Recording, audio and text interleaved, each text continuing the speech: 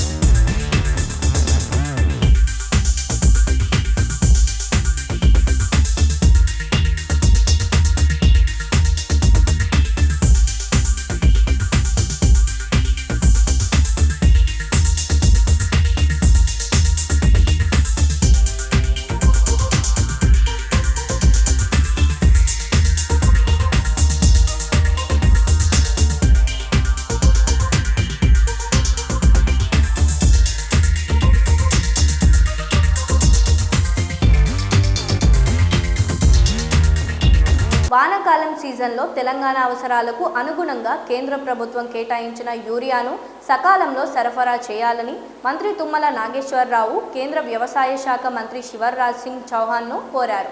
రైతు నమోదులో 112% లక్ష్య సాధనతో తెలంగాణ అగ్రస్థానంలో ఉందని, వచ్చే 3 నెలల్లో మిగిలిన నమోదును పూర్తి చేస్తామని తుమ్మల తెలిపారు. బుధవారం కేంద్ర మంత్రి ఢిల్లీ నుంచి అన్ని రాష్ట్రాల వ్యవసాయ శాఖ మంత్రులతో వీడియో కాన్ఫరెన్స్ నిర్వహించారు. ఈ సందర్భంగా మంత్రి తుమ్మల మాట్లాడుతూ, తెలంగాణకు ఏప్రిల్లో కేంద్రం 2 లక్షల టన్నుల యూరియా కేటాయించిందని, రాబోయే 2 నెలల్లో నెలకు 2 లక్షల టన్నుల మేరకు రాష్ట్రానికి వచ్చేలా చూడాలని విన్నవించారు. ప్రజాపాలన, ప్రగతి ప్రణాళికలపై ఈ నెల 2 నుంచి జరిగే గ్రామ సభల్లో ప్రకృతి సేద్యం, యాంత్రీకరణ, జీవన ఎరువుల వాడకం వంటి వాటిపై అవగాహన కార్యక్రమాల నిర్వహణ కోసం వ్యవసాయ, ఉద్యాన శాఖల నుంచి రాష్ట్ర స్థాయి అధికారులను 32 జిల్లాలకు నోడల్ ఆఫీసర్లుగా నియమించామని మంత్రి తుమ్మల తెలిపారు. బుధవారం ఆయన సచివాలయంలో సమీక్ష నిర్వహించారు. ప్రజల పక్షాన నిలబడినందుకే కాంగ్రెస్ ఎమ్మెల్యేలంతా తనను లక్ష్యంగా చేసుకున్నారని, తన గొంతు నొక్కే ప్రయత్నం చేస్తున్నారని ఎమ్మెల్యే పాడి కౌశిక్ రెడ్డి ఆరోపించారు. బుధవారం హైదరాబాద్లోని తెలంగాణ భవన్లో ఆయన విలేకరులతో మాట్లాడారు. రాష్ట్రంలో జరిగే మైనింగ్ స్కామ్ను మాజీ మంత్రి హరీష్ రావు అసెంబ్లీలో ఆధారాలతో సహా బయటపెట్టారని, దీనిపై హౌస్ కమిటీ వేయడానికి సీఎం రేవంత్ రెడ్డికి ఏం సమస్య ఉందో చెప్పాలన్నారు. సిఐడి ఎంక్వైరీకి వేస్తామని ప్రభుత్వం చెప్తోందని మంత్రిని అధికారులు ప్రశ్నించే అవకాశం ఉంటుందా అని అనుమానం వ్యక్తం చేశారు. పొంగులేటి శ్రీనివాసరెడ్డి మంత్రి పదవికి రాజీనామా చేయాలని డిమాండ్ చేస్తే ఎమ్మెల్యేలు దానం నాగేందర్, కడియం శ్రీహరితో సీఎం రేవంత్ రెడ్డి నోటికొచ్చినట్లు మాట్లాడించారని ఆరోపించారు. మంత్రి పొంగులేటి అవినీతిని ప్రశ్నిస్తే కడియం శ్రీహరిని అడ్డు పెట్టుకొని రాజకీయం చేస్తున్నారని ఎమ్మెల్యే డాక్టర్ కె సంజయ్ ఆరోపించారు. మాజీ ఎమ్మెల్యే చిరుమర్తి లింగయ్య మాట్లాడుతూ, కాంగ్రెస్ పార్టీ విప్లు మాట్లాడిన తీరు చూస్తుంటే నవ్విపోదురుగాక అన్నట్లు ఉందన్నారు. ప్రభుత్వ శాఖల్లో పర్సనల్ డిపాజిట్ ఖాతాల్లోని నిధుల వినియోగం, తిరిగి జమలో అధికారులు నిర్లక్ష్యంగా వ్యవహరిస్తున్నారు. ఆడిట్ అధికారులు ఖజానా శాఖ రికార్డులన్నీ తనిఖీ చేసినప్పుడే ఈ వివరాలు బయటపడుతున్నాయి. తెలంగాణ ప్రభుత్వ ఆర్థిక నియామవళి కోడ్లో ఆర్టికల్ 271 ప్రకారం ఏదైనా పథకం లేదా ప్రాజెక్టుకు ప్రభుత్వం నిధులు మంజూరు చేసినప్పుడు వాటిని సంబంధిత అధికారి హౌదా పేరుతో ఖాతాలో జమ చేస్తారు. జమ అయిన సొమ్ము వివరాలన్నీ ఆర్థిక సంవత్సరం చివరి రోజు కల్లా ఆర్థిక శాఖకు పంపాలి. ఖర్చు కాని నిధులను ఆ శాఖకు తిరిగి జమ చేయాలి. 2024 ఏప్రిల్ 1 నాటికి పీడీ ఖాతాల్లో 156.99 కోట్లు మూలుగుతున్నాయి.